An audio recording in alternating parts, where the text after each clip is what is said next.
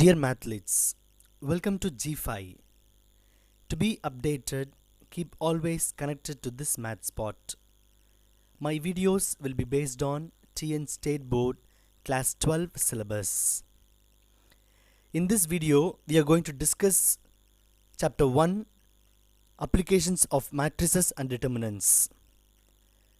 Before entering into this chapter, let us recall some important definitions that we have learned in 10th standard as well as in 11th standard. First, matrix. What is this matrix? It is an arrangement of objects or numbers. It is an arrangement of objects or numbers in rows and columns. It can be objects or it can be numbers, but that should be arranged in rows and columns. Where do we see this kind of arrangements in our real life? First பார்த்தீங்கன்னா நம்ம class ரூமில் seating arrangement பார்த்தீங்கன்னா it will B arranged in rose and columns. Students பார்த்தீங்கன்னா rose and காலம்ஸில் உட்காந்துருப்பாங்க. So that is one example I can give you. Second பார்த்தீங்கன்னா XL work sheet பார்த்தீங்கன்னா every sheet is a combination of some number of rows and columns. So these two examples I am giving you. We can have many number of examples for this arrangement. So இப்போ numbers வச்சு matrix எப்படி இருக்குன்னு பார்க்கலாம். நமக்கு already தெரிஞ்சது தான், but இருந்தாலும் ஒரு ரிவிஷன் மட்டும். So for example 1 1 2 3 4. ஸோ இது பார்த்தீங்கன்னா we have got 2 rows and 2 columns. So it is arranged in rose and columns. And இந்த நம்பர்ஸை ஒரு ப்ராக்கெட்குள்ளே போட்டுடணும். ஸ்கொயர் ப்ராக்கெட்டோ ஆர் ஓப்பன் ப்ராக்கெட்டோ இதில் போட்டோம்னா நம்ம that will be the matrix. So இதுக்கு நம்ம ஒரு நேம் கூட கொடுத்துடலாம். A is equal to 1 2 3 4. So like that we can make many matrices. Okay, so this is the structure of the matrix. Next, what is this order of the matrix? So number of rows into number of columns. This is the order of the matrix. இப்போ order of this A O order of A என்ன number of rows. எத்தனை rows இருக்குங்க? 2 rows இருக்கு. So 2 rows into எத்தனை columns இருக்குங்க? 2 columns இருக்குது. So 2 by 2. So this matrix is 2 by 2 matrix. அதே நமக்கு சப்போஸ் B another மேட்ரிக்ஸ் வச்சுக்கோங்க. 1 2 3 4 5 6. இப்போ இங்கே பார்த்தீங்கன்னா 1 2 3 rows இருக்குது. 1 2 2 columns இருக்குது. அப்போ 3 rows 2 columns. அப்போ 3 by 2 matrix. Order of B என்ன? 3 by 2. So order of the matrix is number of rows into number of columns. அடுத்தது பார்த்தீங்கன்னா டிட்டர்மினன்ட். இது நம்ம 11th ஸ்டாண்டர்ட் படித்தது. It is the rule by which every matrix is associated. முக்கியமான term associated to a unique value. Every matrix is associated to a unique value. இப்போ இந்த matrix பார்த்தோம், A matrix. இப்போ இந்த மேட்ரிக்ஸோட வேல்யூ வந்து 5 அப்படின்னு சொல்ல முடியாது. we cannot allot values for matrices, but we can associate matrix to a unique value. இது ஒரு சின்ன எக்ஸாம்பிள் தரேன் உங்களுக்கு. எப்படி வாட் இஸ் அசோசியேஷன் அப்படின்றதுக்கு நான் ஒரு சின்ன எக்ஸாம்பிள் தரேன். சப்போஸ் ஒரு செட்டில் நம்ம ஏன்ற செட்டில் நமக்கு பார்த்திங்கன்னா நமக்கு விஜய் இருக்கிறாங்க, அஜித் இருக்கிறாங்க, சூர்யா இருக்கிறாங்க வச்சுக்கோ. அடுத்ததில் பார்த்திங்கன்னா பீன்ற another matrix we have got. அதில் பார்த்திங்கன்னா நமக்கு ஜோதிகா இருக்கிறாங்க, சங்கீதா இருக்கிறாங்க, ஷாலினி இருக்கிறாங்க வச்சுக்கோங்க. இப்போ உங்களுக்கு தெரியும் விஜயோட ஒய்ஃபு தெரியும் உங்களுக்கு. ஸோ இப்படி Vijay is associated to Sangeetha, Ajith is associated to Shalini and Suriya is associated to Jyothika. How these members are associated to these members பார்த்தீங்கன்னா by means of marriage. So this is the rule. இந்த மேரேஜின்ற மூலமாக தான் these people are associated to these people. பார்த்தீங்கன்னா Vijay is associate only one. புரியுதுங்களா? So அதே மாதிரி தான் திஸ் இஸ் கால்ட் அசோசியேஷன். இங்கே Vijay is not equal to Sangeetha கிடையாது. Vijay is associated to Sangeetha by means of marriage. So you must know what is association. So இப்போது அதே மாதிரி matrix suppose I have got one set. ஏன்ற ஒரு செட்டில் I have got 3 matrices XYZ 3 matrices இருக்குது. பீன்ற another settle வந்து பார்த்திங்கன்னா எனக்கு நம்பர்ஸ் இருக்குது. சப்போஸ் -7 2 3 இருக்குது. இப்போ x is associated to minus 2, y is associated to minus 7, z is associated to 3 அப்படின்னும்போது எப்படி இந்த வேல்யூ அலாட் பண்ணுறாங்க அப்படின்னா by means of determinant. So இப்போ இதை பற்றி இதை நம்ம பார்த்தோன்னே நமக்கு டென்ஷன் நமக்கு ஞாபகம் வரும். அப்போ அந்த டென்ஷனில் படித்த தியரி படி பார்த்தோம்னா determinant is also called as function. இப்போ எப்படி இந்த டிட்டர்மினன்ட் கண்டுபிடிக்கிறது அப்படி நம்ம பார்க்க போகிறோம். இப்போ இந்த மேட்ரிக்ஸ் நான் எடுத்துக்கிறேன், ஏ மேட்ரிக்ஸே. ஸோ ஏ என்ன கொடுத்துருக்காங்க, ஏ இஸ் ஈக்குவல் டு 1 2 3 4 கொடுத்துருக்காங்களா. இப்போ இது டிட்டர்மினன்ட் கண்டுபிடிக்க போகிறேன். டிட்டர்மினன்ட்டை எப்படி நோட் பண்ணுவோம்னா நம்ம மாடுலஸ் யூஸ் பண்ண பற்றிய 2 கோடு அதே மாதிரி டிட்டர்மினன்ட், பட் மாடுலஸ் வேறு டிட்டர்மினன்ட் வேறு, அதே 2 கோடு தான் போடணும். 1 2 3 4. ஸோ இப்போது first cross multiply. 1 4s are 4 minus 3 2s are 6. So what is 4 minus 6? minus 2. So minus 2 is the value of the determinant. So this is how you have to find out determinant. And next we have square matrix. So what is square matrix? எப்போ ஒரு மேட்ரிக்ஸை நம்ம square மேட்ரிக்ஸ்னு சொல்லோம்னா அந்த மேட்ரிக்ஸில் இருக்கிற number of ரோஸும் number of காலம்ஸும் ஈக்குவலாக இருக்கணும். நம்ம ஃபஸ்ட் ஒரு எக்ஸாம்பிள் நான் சொன்னேன் உங்களுக்கு, ஏ இஸ் ஈக்குவல் டு 1 2 3 4ன்ட்டு. இப்போ இந்த எக்ஸாம்பிளில் பார்த்தீங்கன்னா 2 ரோ இருக்குது அண்ட் 2 காலம் இருக்குது. So 2/2. So number of rows number of காலம்ஸும் இங்கே ஈக்குவல். அதனால் this A is called square matrix. அதே நம்ம பி மேட்ரிக்ஸ் பார்த்தோம், இன்னொரு மேட்ரிக்ஸ் 1 2 3 4 5 6ன்ட்டு. இப்போ இங்கே பார்த்தீங்கன்னா எத்தனை ரோ இருக்குது, 3 ரோ இருக்குது. எத்தனை காலம் இருக்குது, 2 காலம் இருக்குது. ஸோ 3/2. நம்பர் ஆஃப் ரோஸும் நம்பர் ஆஃப் காலம்ஸும் வேறு வேறு. Therefore this matrix is not a square matrix.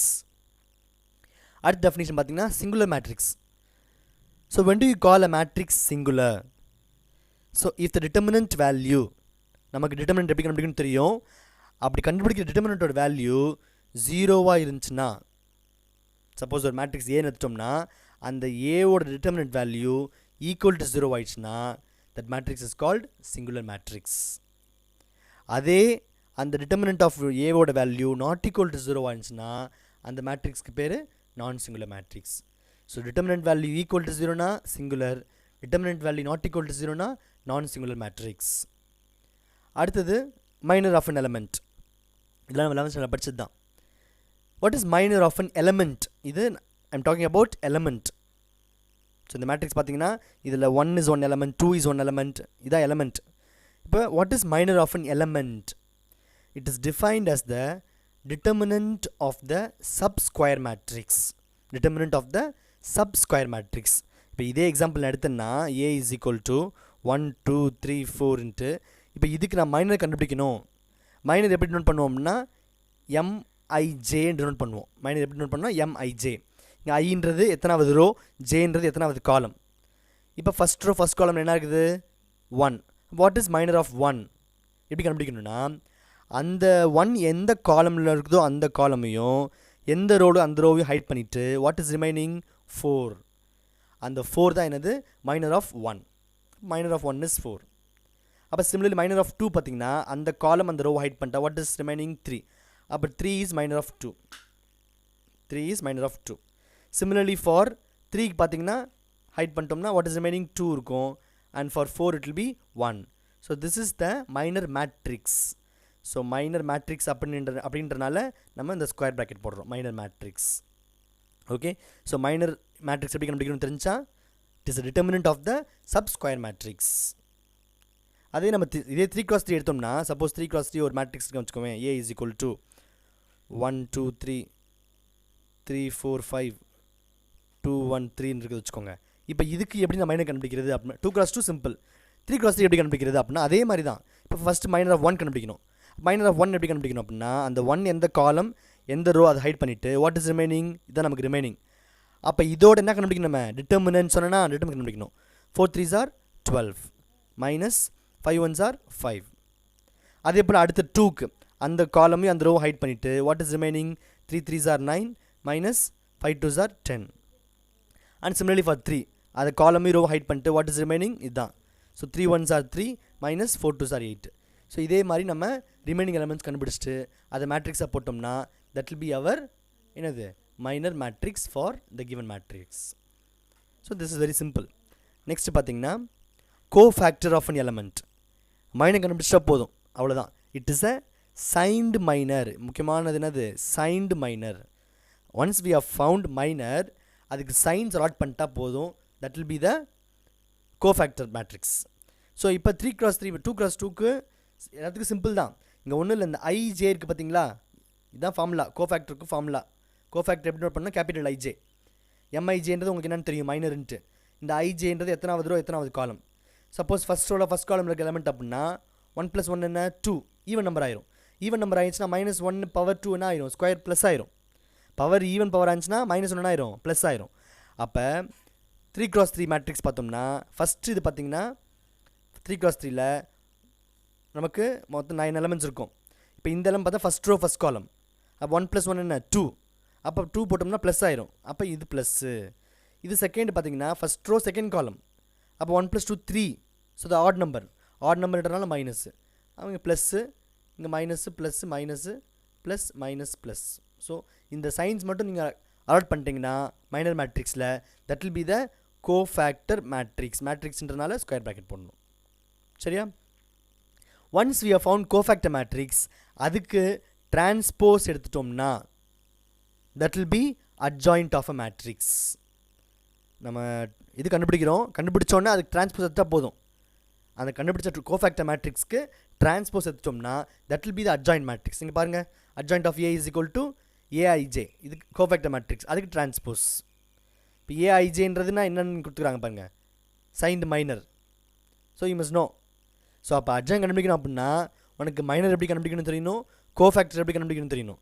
கண்டுபிடிச்ச கோஃபேக்டர் மேட்ரிக்ஸ்க்கு டிரான்ஸ்போஸ் எடுத்திங்கன்னா that will be the adjoint of the matrix. Clear? Next, inverse of a matrix. So மேட்ரிக்ஸில் பார்த்தீங்கன்னா நீங்கள் அடிஷன் பார்த்துருப்பீங்க, சப்ட்ராக்ஷன் பார்த்துருப்பீங்க, மல்டிப்ளிகேஷன் பார்த்துருப்பீங்க, பட் டிவிஷன் பார்த்துருக்க மாட்டீங்க. அந்த டிவிஷனை ரீப்ளேஸ் பண்ணுற கான்செப்ட் தான் பார்த்தீங்கன்னா இங்கே inverse. So what is this inverse? Let us go. Let A be a matrix and there exist. இந்த மேட்ரிக்ஸ் எப்படி இருக்குன்னு பார்த்தீங்கன்னா சிம்பிளாக மேட்ரிக்ஸ் கிடையாது, it has to be square matrix. Let A be a square matrix and there exist another matrix B. இந்த B எப்படி தான் இருக்கணும், ஸ்கொயர் மேட்ரிக்ஸாக தான் இருக்கணும். such that AB is equal to BA is equal to II. I means what? Identity matrix. So ஒரு matrix கொடுத்துருக்காங்க ஏன்ற matrix, we are choosing another matrix. So ஏன்ற மேட்ரிக்ஸ் கொடுத்துருக்காங்க, அதோட we are choosing another matrix. ரெண்டுமே square matrix. Okay, அதை multiply பண்ணும்போது எப்படி மாற்றி மல்டிப்ளை பண்ணாலும் ஆன்சர் என்ன வரும், நமக்கு ஐடென்டி மேட்ரிக்ஸ் வரணும். அப்படி வந்துச்சுன்னா that B is called the inverse of A. B is called inverse of A. So B is equal to A inverse. So நமக்கு இதெல்லாம் ரொம்ப கஷ்டப்பட தேவையில்லை. நமக்கு ஒரு மேட்ரிக்ஸ்க்கு இன்வர்ஸ் எப்படி கண்டுபிடிக்கிறதுன்னு ஃபார்முலா நமக்கு இருக்குது. So you don't need to worry. So A inverse is equal to 1/determinant of A into adjoint of A. So இங்கே பார்த்தீங்கன்னா determinant of A எப்படி கண்டுபிடிக்கணும் உங்களுக்கு தெரியும், மறுபடியும் பார்த்துட்டோம், படிச்சிட்டோம். adjoint of A எப்படி கண்டுபிடிக்கணும்னு சொல்லிட்டோம் உங்களுக்கு ப்ரீவியஸ் டெஃபினிஷன்ஸில். ஸோ அப்போ determinant of Aவும் adjoint of Aவும் கண்டுபிடிச்சிட்டு இந்த ஃபார்முலாவில் போய் சப்ஸ்டிட்யூட் பண்ணிட்டீங்கன்னா that will be inverse of the given matrix. Okay, so in the next video we'll be discussing how to solve problems involving adjoint and inverse of a matrix. Okay, thank you, God bless.